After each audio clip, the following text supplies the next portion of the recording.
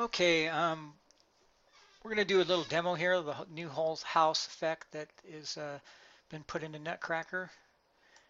The way it works is basically you draw your display in your preview just like you normally would, and then you click one button and it creates the whole house display that you could use in other sequences. So one good way to start out with is maybe a blank sequence that you can add all the models. Basically, you just want to get a list of models that you could bring into the preview. So however you do that, whatever your technique is, then go ahead and do it that way. But just as a demonstration, here's a way that I do it, is you just open up a blank sequence.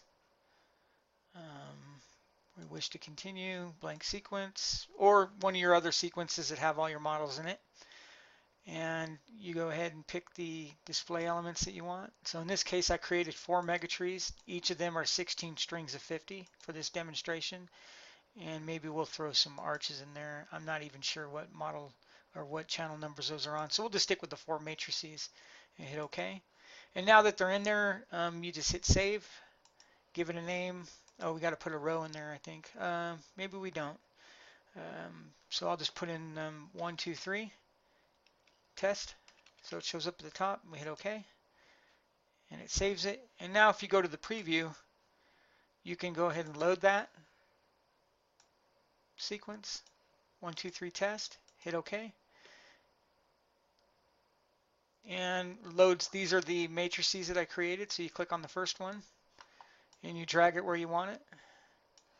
Second one, and you just do your positioning. Possibly you've already have it positioned because you've already actually put your sequences together and you have a whole house display or a display of all your elements, so you could just use that.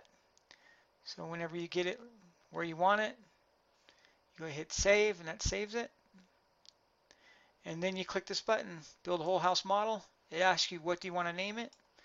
In this case, I'll name it 1, 2, 3. We hit OK. So now that's saved a whole house model. So if you go back to Nutcracker and you were to create a new sequence,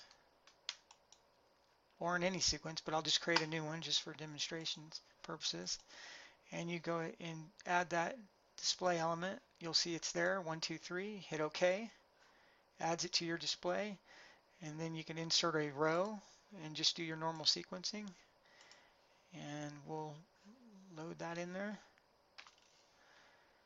And if you want to test it, it works inside the actual preview window.